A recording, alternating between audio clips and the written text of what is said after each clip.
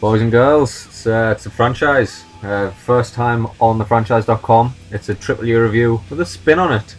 I've got Mr. Nice Guy Johnny. Hello. Fellow gamer, fellow wrestling fan. So as you can imagine, it's like fucking Christmas right now. We've got WWE'13, the latest in THQ's WWE licensed product. Me and Johnny have been playing on it all day, putting this review together, just ripping it apart. So we're going to go from...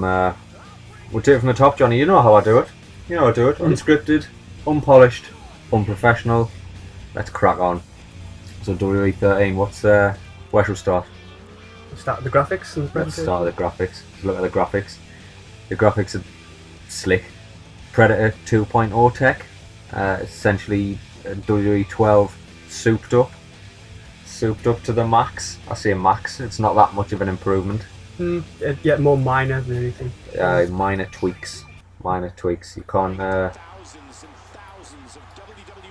At times, though, it's not bug free. At times, I know we both passed comment on how, particularly some of the Attitude Era character models, sort of cartoony a bit. Yeah, just a little bit. Whether it's supposed to be, I don't think so. It's. And it's sort of hailing back to the golden age, the age for any wrestling fan. But you look around and you see, the good crowd detail and the atmosphere in focus. Definitely, brilliant. definite. But just to look specifically at some of the character models, and you just think they just seem to be lacking that extra layer of detail. I know that's it. I think it was Shawn Michaels. It was the Attitude Era Shawn Michaels that was sort of noticed it on. But then again, that same model in game seemed so fluid and a step up from like the WWE'12 sort of model, sort of character model. WWE'12 laid the groundwork and had the major improvements. It was the rehaul on it. If you've got that right, you shouldn't tweak things too much. I think people expect newfangled things with every edition, but it's an annual series now, isn't it? So. It is. It has been for many a year now. Hailing back to the SmackDown versus Raw sort of era. The gameplay itself, graphically, I would say yes. It's an improvement on Predator Tech 1, which is WWE'12. You have got, like Johnny said, subtle improvements in the crowd. You can see there what we're looking at there. The crowd just seems more alive than it ever has.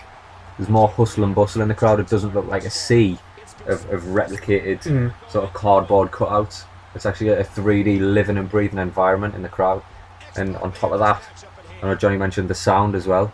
They've definitely overhauled the sound, which really makes for sort of, would you say, it's like immersive. If you're really into a match, like we were here when we were playing this fatal 4-way. There's some just amazing spots that we had in the match, and it was almost as if we hit an amazing spot that would make the fanboy in us, the wrestling fanboy in us, piss his little knickers.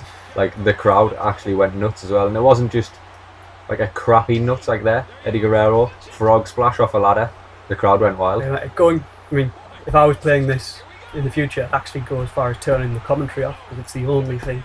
Again, that is negative point. It's a problem that's cropped up in more than one WWE game. The commentary is not bad. I wouldn't say lackluster, but if you look at any other sports franchise, the commentary has been found wanting.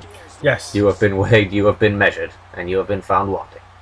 You do have good old JR in there. That is a bonus for the Attitude Era stuff. You do have JR and the King, which will sort of drum up memories of old, back when wrestling wasn't all PG and John Cena and his 5 moves of doom.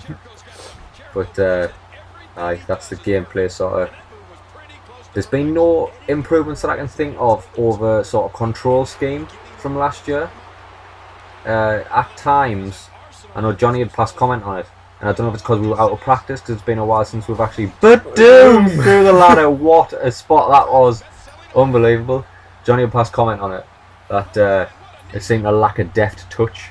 If you know what I mean, there's at times when you're pressing buttons and you don't actually know if they're doing anything. Oh, Glitchenstein! Oh dear, we did. How many hours have we put into this today? 6 hours today. And in 6 hours we came across sort of 2 glitches. That was the main one. Billy Gunn just getting clotheslined through a metal grate. Just didn't even chop him up. He should be Chips. He should be Chips Gun right now. But he's no, the two glitches that weren't. They didn't detract from the gameplay at all. If anything, they were amusing. Yeah. They definitely wasn't a sore point, I don't think. No, it's forgivable. It's highly forgivable. And it wasn't too frequent. No, they were the only no, two not we at saw, all. so. I mean, in 6 hours, 2 glitches is not bad at all. I did turn the blood on. That might be worth. I forgot to take your pause out. I forgot to edit your mistimed pause out. But I'm saying just from the presentation level of detail, it goes as far as to blur out some Stone Cold's middle finger salute. Stone Cold chucking up the middle fingers, flipping the bird, gets blurred out. It's nice little subtle touches like that. Also, for UK buyers, you'll notice that it gets referred to as WW. They just cut the F out, because obviously in America they can still refer to it as WWF, but they've sort of cut the F bit out. Panda people causing riots. So there's no new game modes that I've found up to now than what we didn't have in WWE 12. I think the only thing I've seen is a King of the Ring tournament bracket. Aye. But it's nothing new as far as match environments. Not really. I didn't think you could go anywhere else though. I mean, the only match we haven't really had in any WWE 12 and any WWE game up to now is a Punjabi prison match. Yeah. And I don't think anybody's missing that. No. I don't think THQ got any requests. Hello THQ, can on the off chance can you include a Punjabi prison match? So you know, it's. I mean, they tried going to very experimental with the Inferno matches, Aye. just from fan demand, I think. But it doesn't. It's not a good gameplay experience. So No. I'm glad it's. I don't think it's in this. No, well, I didn't see it, and we definitely didn't play it. So we'll move on. You've seen some gameplay there of just the standard modes that you're going to get. Sort of if you just want to just brawl it out as a single player experience or like a multiplayer experience with your friends or family or whatnot. But then there's the real crux of this game for me. This should, and if there's any justice in the world, will shift millions of copies of this game. Yeah. It's the Attitude Era. Oh, what a mode. If you're going to buy this game for any mode, it's definitely the Attitude Era. It's got to be. If you, like me, and my buddy here, Nice Guy Johnny, if you grew up, if you were a product of the Attitude Era, you need this game. Even if you no longer watch the wrestling, the nostalgia brought up by this game, looking as sharp as it is, looking as sharp in it is. You know what I mean. Unprofessional, unpolished. Unprofessional, unpolished, unscripted. Looking as sharp as it is, and highlighting the moments in the Attitude Era that made the Attitude Era what it was. Unbelievable. Absolutely unbelievable. There's like 7, I think I counted 7 sort of Attitude Era stories that you play through. Like DX's sort of this rise. Is currently the DX rise, so looking at Triple H and HBK. So there we go.